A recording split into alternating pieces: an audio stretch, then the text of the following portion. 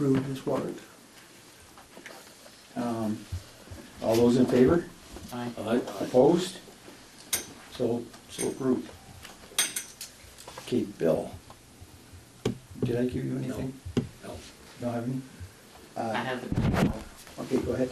I have a payroll warrant dated February 9th for January 29th to February 4th, with a total of $14,274.33. And I have a payroll warrant dated February 16th for February 5th to February 11th, in the amount of $16,532.36. And I'll move that we approve both. All those in favor? Aye. Opposed? So approved. I've got a warrant, I've got a warrant for the industrial park. It consists of $1,202.35, and it's $192.50 for from accept it. $938.69 for sewage pump, $24.15 for a sign light, and a road light for $47.01.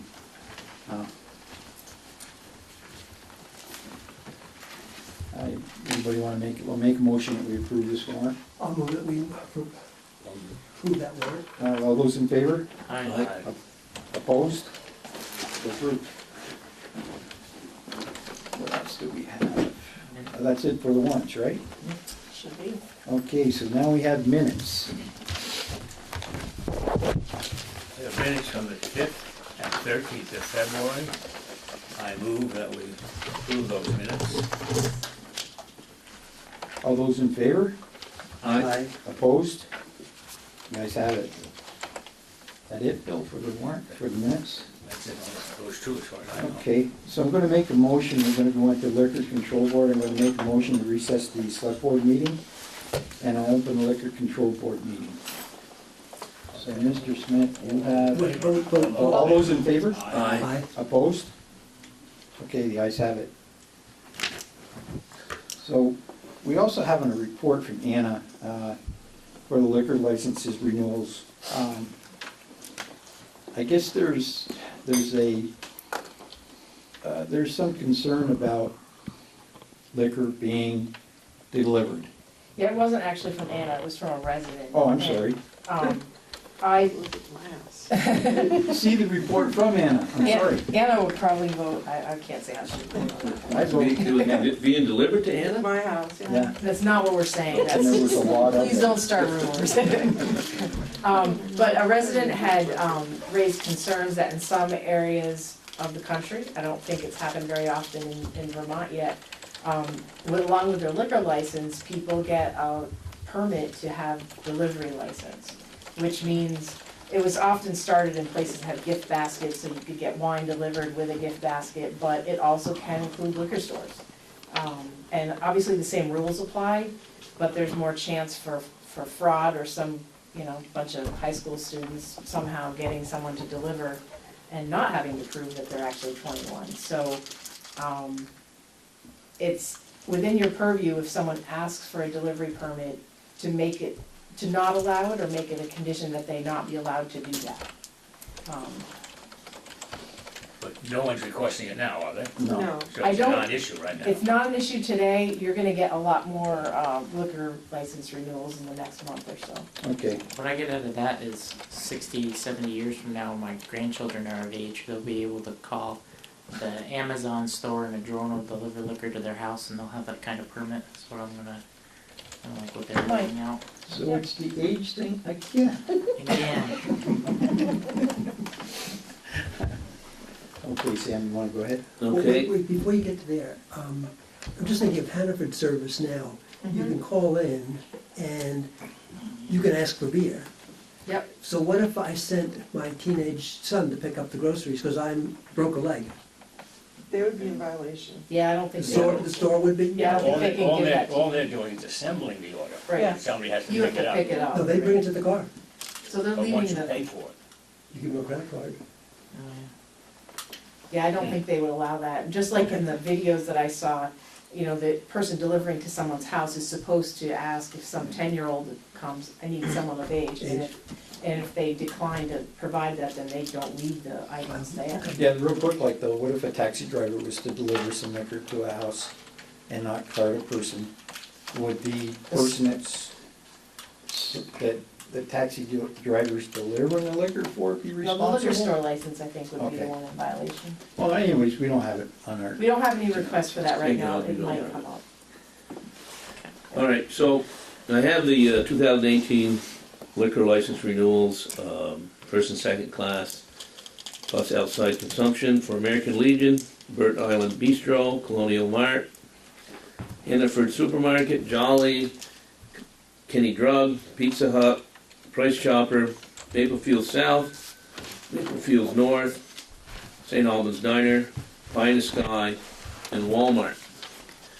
So, does anyone want to go through each individual one? Any one of those they want to discuss? Anybody, any Is of them there- have violations? yeah, is there anybody with any No. knowledge of any violations No, at any we of haven't these? carded anyone. So with that, I'll make a motion to approve the 2018 liquor license renewals for all these individuals. Okay, all those in favor? Aye. All those opposed? The ayes have it. Okay, moving right along. Do we have to, these all have to be signed later on, right? Yeah. Yeah, they do, Okay. yeah. So you have to, right. Reconvene the select board. Okay, yeah, we're, at this time, we're gonna move out of the liquor control board and reconvene the select board, so. Carrie, you're up. All right, Manager's awesome. report.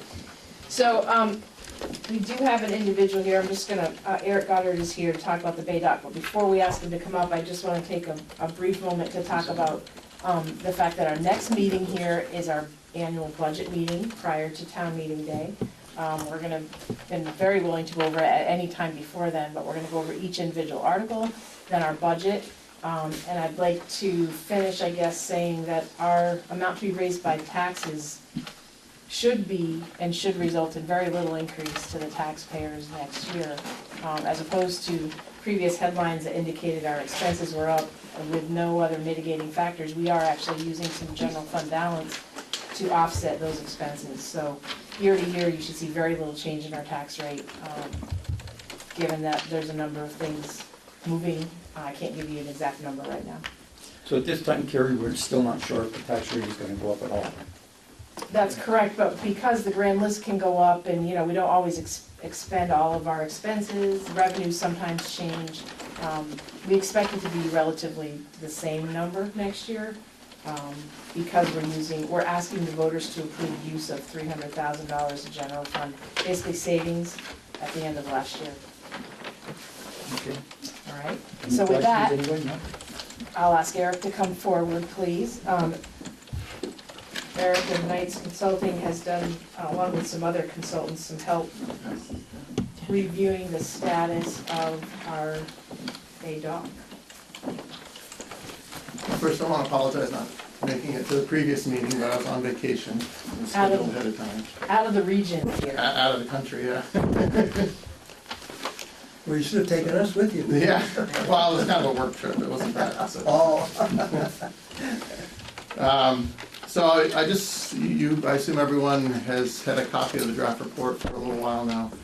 I was just gonna maybe go through some bullet items that I see from the report.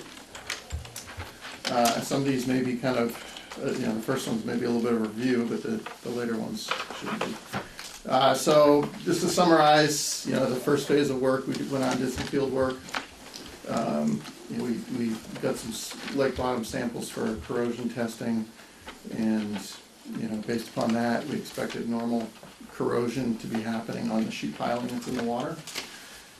We measured actual corrosion rates at different levels, water surface mid-depth and lake bottom, and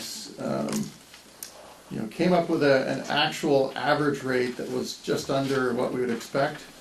But considering that there are variations in the readings, we're recommending that you take a 1% exceedance rate, which roughly doubled the minimum 0.001 inches per year of corrosion to 0.002 inches per year, just to account for variations in the corrosion that we observed. That's slightly different than what I mentioned at the previous meeting. The diver inspection basically indicated things were in good condition. There was generally a half-inch of rust scale or buildup on the sheeting on the outside. Test pits, we saw poorer fills towards the shoreline where no sheeting was put in, because essentially it's the old fill with no improvements back 25 years ago. And then where we did encounter tie rods, they appear to be in generally good to very good condition, at the 4 locations. So moving on to looking at the options that we considered, based upon structural analysis and the expected rates of corrosion, we calculated that the tie rods and the wales, which are the beams behind the sheeting, would accommodate a structure up to an elevation of 100 feet, thereabouts, maybe just a hair over. The sheeting itself, that's not galvanized and slowly corroding in the water, again, you wouldn't be able to raise above 100 feet if you wanted to have at least a 50-year design life from today moving forward. And then, at the current elevation, 98, if you restore things, the design life should be longer, closer to 70 feet, or 70 years. And then if you went in between at 99 feet, it's midway at 60 years. In the report, we discuss an option 1, which is restoring everything at elevation 98, taking care of some structural deficiencies and improving the backfill behind the sheeting. And I think in there you'll see a budget estimate of $918,000 for that option. Option 2 was raising it to elevation 100, which involves putting in sheeting for the portion that doesn't have sheeting now, all the way back to the shoreline, and essentially digging down to put in some fuel grids and fabric, and then rebuild back up to the new elevation. And that option was basically $2.25 million. The handout that I just gave you, I think is clarification on, a statement in the report that we did not really look at a 99-foot elevation because you essentially are incurring most of the costs of the 100-foot without, proportional gain. And that estimate was just running through the unit pricing we already have with the change in quantities, and you only save maybe 10% over the $2.25 million.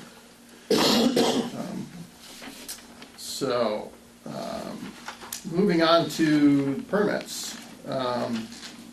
Army Corps seems to be in favor of raising the dock because it's less of a marine hazard.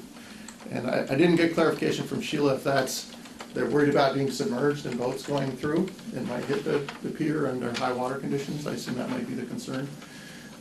Also, I can imagine there's debris and stuff that could get washed off the dock and become floatable or not great for the lake. So it's one of those two. I suspect it's the first concern.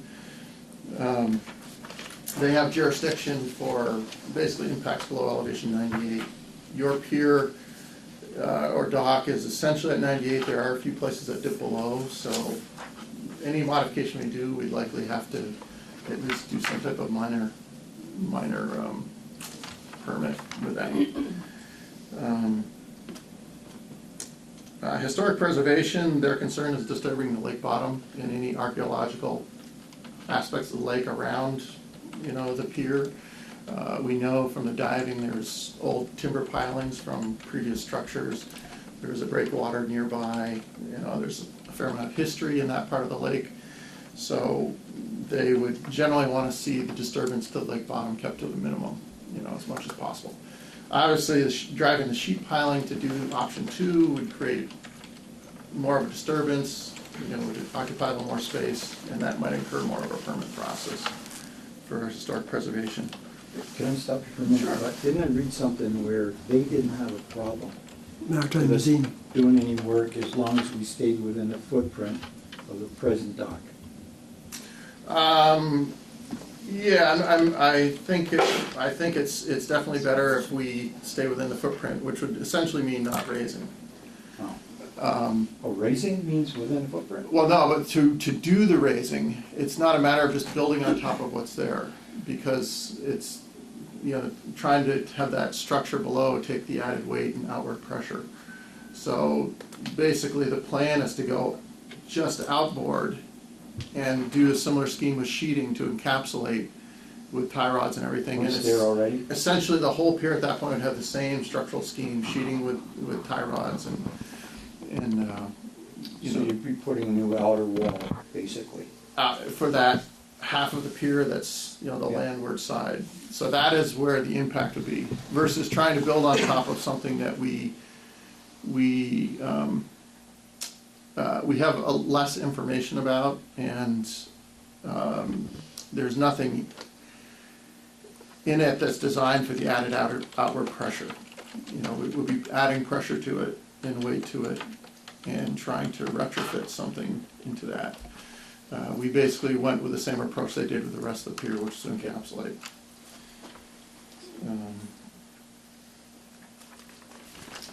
And then I think on the landward side, historic preservation was less concerned about impacts on the landward side, as long as an attempt was made to keep the disturbance to a minimum.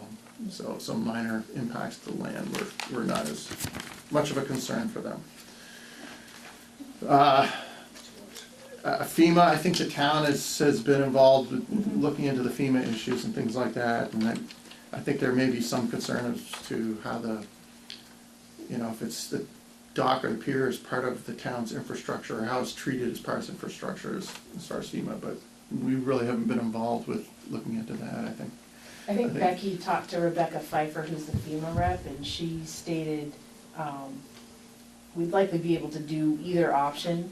They would just have to, there's another review, it's another level of review we still would have to complete, but it wouldn't prevent us from either option. Excuse me, shoreline protection, they have jurisdiction below mean low water, which is 95.5. Option 2 will impact that because we'll be driving sheeting below that elevation. Also, if you get into new impervious within 100 feet of the normal low water level, and I don't see that there's any needed, but if you're getting into creating more parking or something, then that may trigger, a permit from them as well. For the portion of the pier that's outside of the 95.5, a permit, my understanding, talk with Sheila from Summit Engineering, is a permit may be required even if we're just resurfacing. So all of the schemes we're looking at have some form of resurfacing.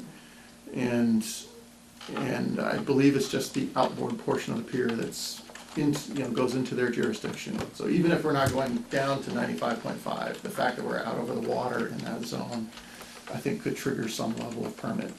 Again, it'd probably be a simpler review, but that may be triggered. Going back to the Army Corps wetlands, they said we're not likely a concern in this area. Vermont wetlands would need to confirm or concur with that. They have jurisdiction 50 feet within, I think the lake in general, but 50 feet within a class 2 wetlands, which, typically if you're connected to a body of water, the wetlands, that makes it automatically a class 2. And so any wetlands they find next to the lake would be class 2, and they would have jurisdiction within 50 feet of that lake boundary. But so basically, the Vermont wetlands people would have to concur that there are indeed no wetlands in that particular area of the pier.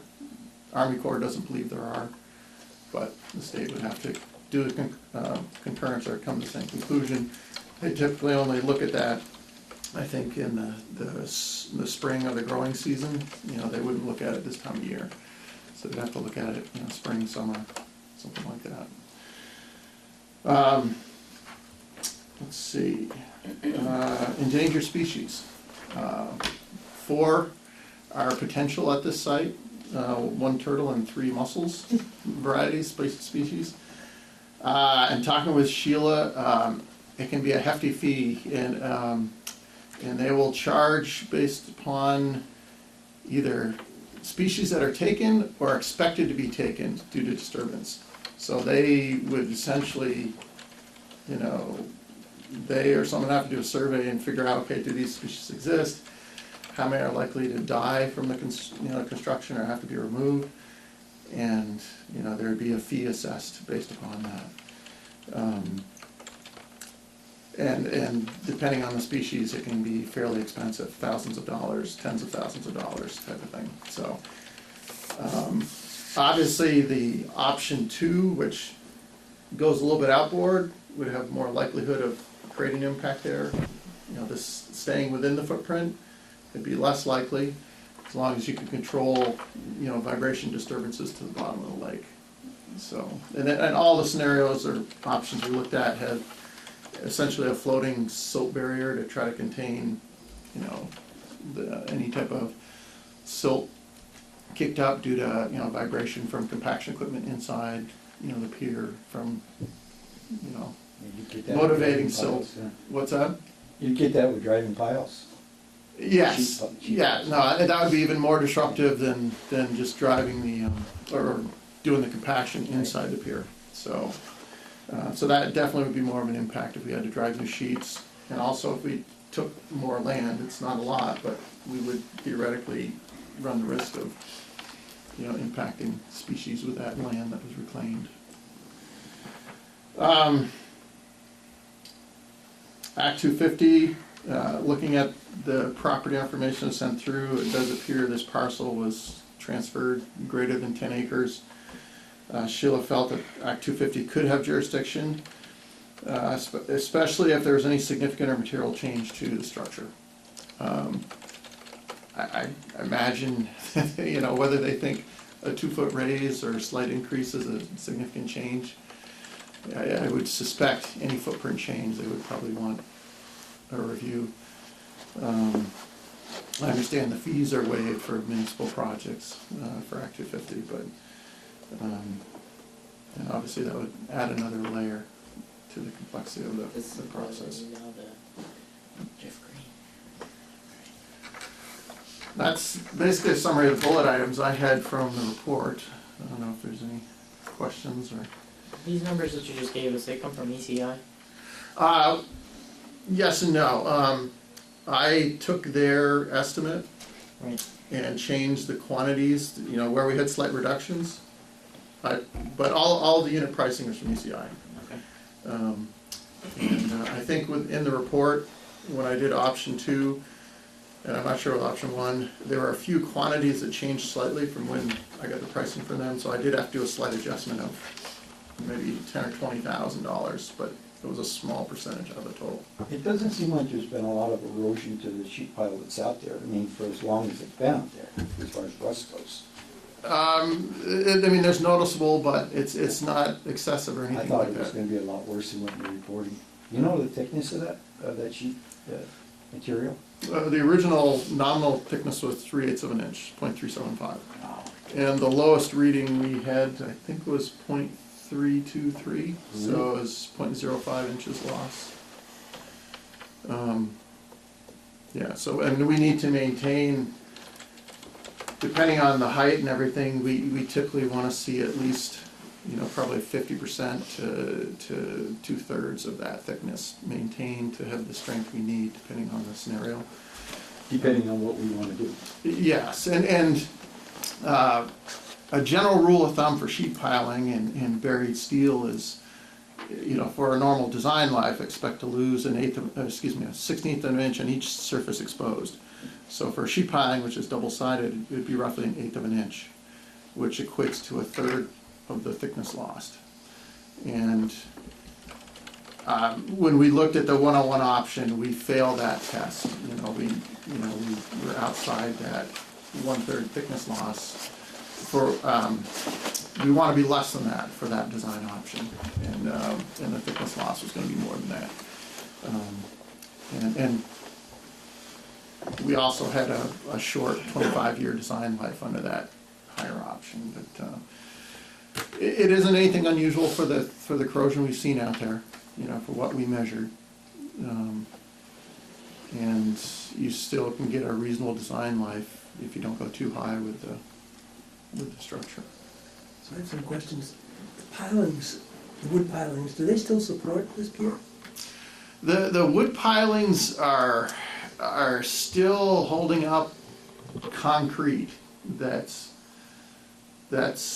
part of the original pier, or theoretically they're holding up. I mean, there's been fill placed, there's been rock placed underneath, and some of that concrete may be resting on the rock and fill, but the way it was designed, there's essentially a concrete curve around the timber piling that theoretically is still supported on that.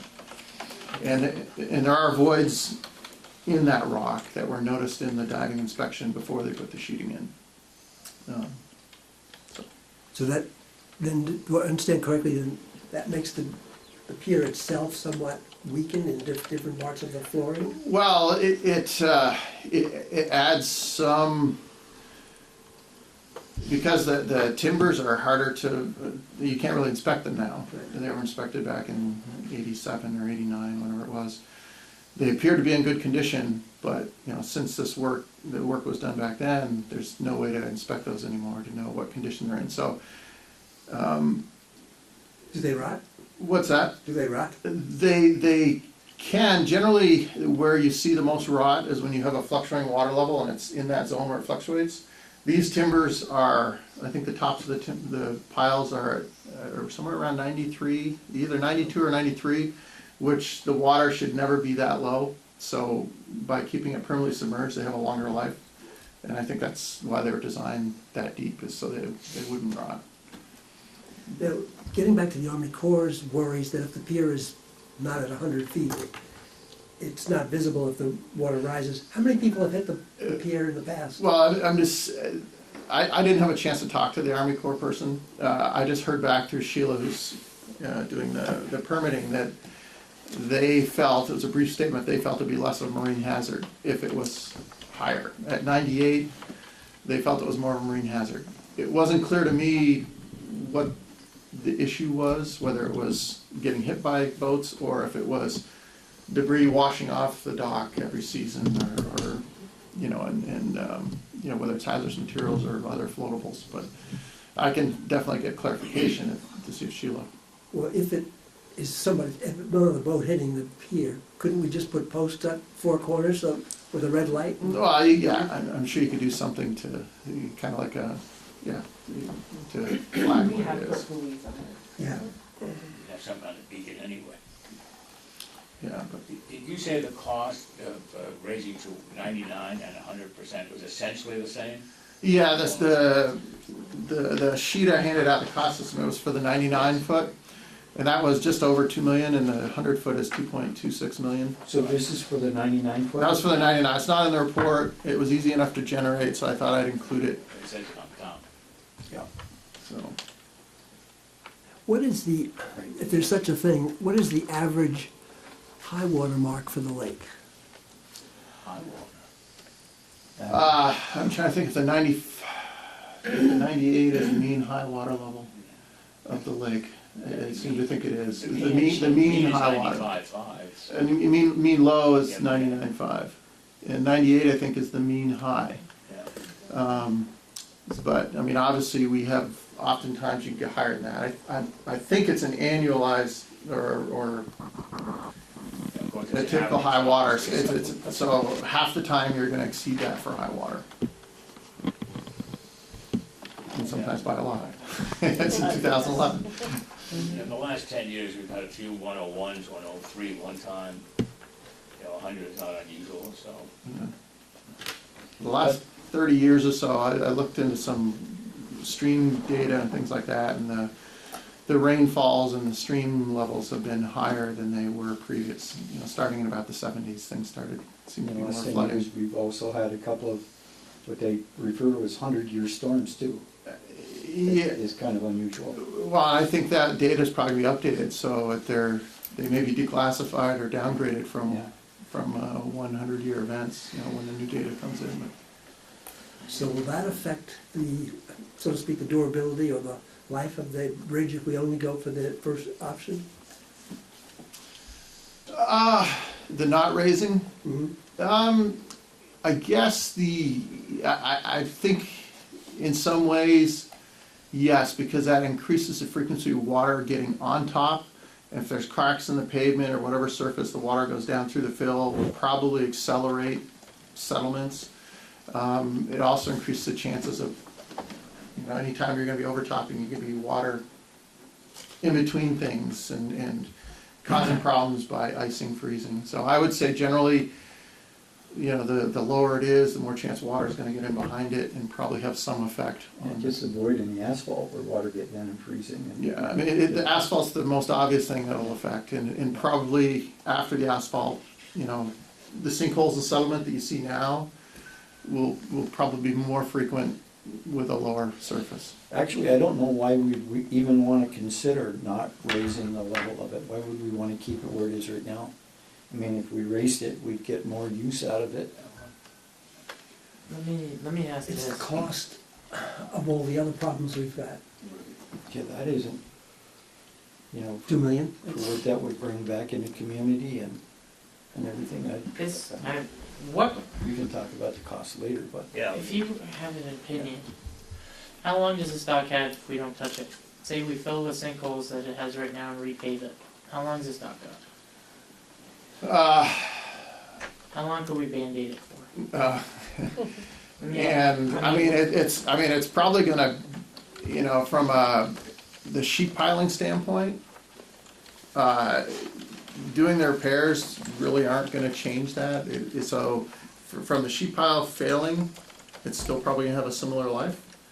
Really, doing the repairs, it's an opportunity to restore the surface and you will be able to go in and fix some of the structural defects as far as there's not frequent enough ties between the whalers and the sheeting, but it's hard to say how much that will extend the life. it's kind of like putting fresh paint on rotted wood, as far as I'm concerned. I mean, we gotta look at the fact that we have town hall that, whether we move it or not, we gotta sink a couple million into it. We've got a DPW that, Yeah, that leads to another discussion. well, I mean, this ties into it. I don't know where we come up with $2 million to raise the elevation of that. I don't dock, think but- that's what we're How old here is that for dock? tonight, to Make make that decision. I think back in the 30s, there was that essential structure there with the timber piling and the concrete curb, and then the major they did a major rework 10 years later, and they moved some of the stone around on the shore side and poured a concrete wall and shifted it over to the other side, so they kind of revamped the cut stone and replaced some with poured concrete. And then from the late 1940s till 1990, 91, I don't think a whole lot happened. I think maybe there was some filling that happened and somehow the dock got a little bit higher. And then they did the major reconstruction with adding the sheeting and the tie rods and everything in 90, 91. And after that, they had some more miscellaneous work they did with the concrete curbing. The original work in the 90-91 timeframe put timber curbing all around, and I think the ice got to those or something, and within a year or two they went and started replacing that with concrete. And then I think a later phase of that concrete replacement happened on the south side. Actually, the contractor did the test pits for me, and Langevin said he actually did some of that work on the south side. At least that's what he claims. So anyways, it's been around since at least the mid-30s, I think. So it's early probably 30s. around for a while, yeah. Yeah, and I mean, up until the 90, 91, it was just supported on the timber piles and the cut stone towards the shore. And the cut stone and the concrete towards the shore is still basically the way it was back, 90 years ago or 80 years ago. I would say, in campaigning last year, I learned, the biggest concern that I heard over and over and over again was, those guys at town hall, they study everything, they get exorbitant prices, and nobody wants to pull the trigger, and it goes by the wayside, and then they study something else. And this, to me, is the first study that we've done that results with a big price tag that we most likely won't do anything about, other than a Band-Aid fix. I mean, Your information has been worth every cent. I mean, the amount of information that you've compiled in your reports has been fantastic, but to see an almost $2.1 million price tag to raise a dock a foot, I mean, think of all of the projects that we could tackle with the same money that, I mean, that's, Well, the intent, and I think I was the one that asked for it to be in the budget, to do the analysis, was a concern that we weren't letting something go that was gonna create more problems, you know, and we were trying to figure out how, if we had to stabilize it, you know, what we would do to stabilize it. I really didn't, at least I personally didn't envision raising it, or a real major one. I'm just concerned that we were derelict in our maintenance. And so that's was my concern, and it still is, that if we don't, and we haven't done very much maintenance recently, and I would be more inclined to see what we have to do to maintain it. I kind of agree with Brendan that there's only so many $2 million projects that we have, but it's certainly a great asset, and we certainly don't want it to deteriorate. And so that was why it was great to do the study, you know, do the diving, get the analysis, and at least know what we had. You know, we didn't know what we had before, so I agree with Brendan, that's a great study. I thought the study was phenomenally interesting. I learned a lot. And by the way, didn't anybody pick up all those old sneakers? I think one thing that the study proves is that we have done a poor job with preventive maintenance on that we have not taken care of our investment down there. And that if we want to continue to have that dock, we've got to do something with it. That was good. Go ahead, Al. It is a lot of money. The study's great, but I think you guys are focusing on those numbers. ECI is actually a very high-priced contractor in the state of Vermont. I use the word for them. So, I mean, if you were serious about a project like this and you put it out to bid, there's a lot of companies out there that could probably come in lower. So I wouldn't be shell-shocked by the price. We do the surveys and we get shell-shocked by the prices, you know, and we got shell-shocked by that because I'll drive it home as long as I can. No maintenance, no preventive maintenance here. We did a survey on the town hall, the town garage. We were shell-shocked with the price, neglected both of those locations, this one and that one. So we're our own worst enemy. Yeah, there's a lot of $2 million projects to do, but we're to blame for that. Because we haven't kept the maintenance up on it. I mean, on the cost, my original engineer's estimate before I got the costing back was 1.6 million for the 100-foot option. So it was another 600,000 when we got the estimate back for the construction. But it is the budgetary stage, and usually you want to err on the high side versus the low side. I agree with Alan. This is only one place. Right. Are there grant monies available? Yes, There are. we missed big money the last time. So again, the price tag is not that great if we can offset. How we fund it Yeah. becomes a problem. Right. Well, we're never gonna do anything if We don't get our, There you go. Right. Our blanket gear, right. We're running a town here, and we're looking at $2 million projects saying, no, we're not gonna do that. We only got $2 million. Well, I guess we gotta get a little bit more creative, because things are falling down around us. I think this spring it might be better to do it instead of fall, to do a capital planning session, and this obviously is gonna be one of We'll them. do it on the dock when we're up to our knees in water. Absolutely. And the other thing is, that we're famous for, it's never a problem until it's a problem. Okay. no, I think the report was very helpful, thank you. Good report, thank I you. think we're good. Thank you very much, Eric.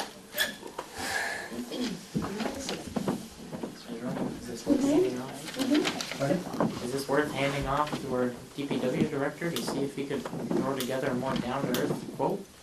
No. I mean, No. Not at this point. Not at this point. Once you decide where it is in our capital program, then we'll probably search. I thought you wanted him to go out there and fix the steel Oh, pilings. it The other We should thing get that want- done before We wanna be it careful floods. doing Oh, is that'd be getting fine. bids, especially time-consuming bids like this, asking people for them, unless we're gonna do something Right. with them, because Tomorrow. you don't want that reputation. Right. Because some contractors will take a look at you like, yeah, we give you a bid, and all you do is shop our price. Right. That's not the reputation that we want. One more clarification on the estimate that I did, I was, the state publishes their unit pricings, and that's basically what I based mine on. So it usually works out fairly well, but it came in under ECI's.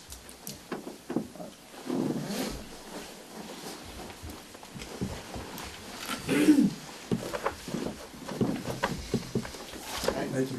Thanks. Thanks a lot.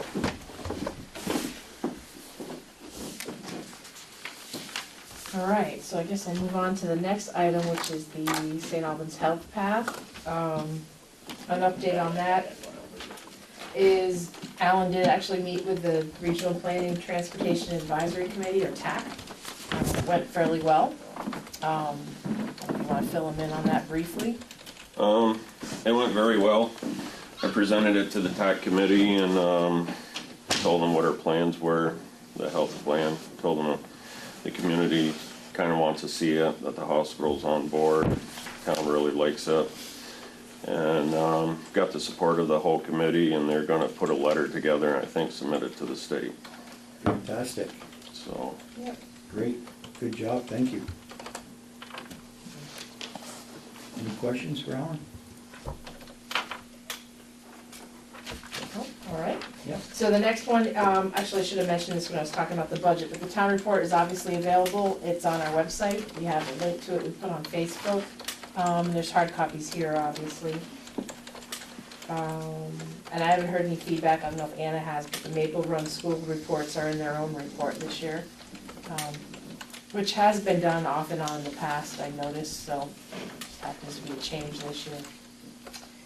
So I'll move on to the next item, which is really just the board gets copied on Act 250 and Public Service Board projects. Green Mountain Power is doing an upgrade, and the board got copied on that. We didn't make copies of the application.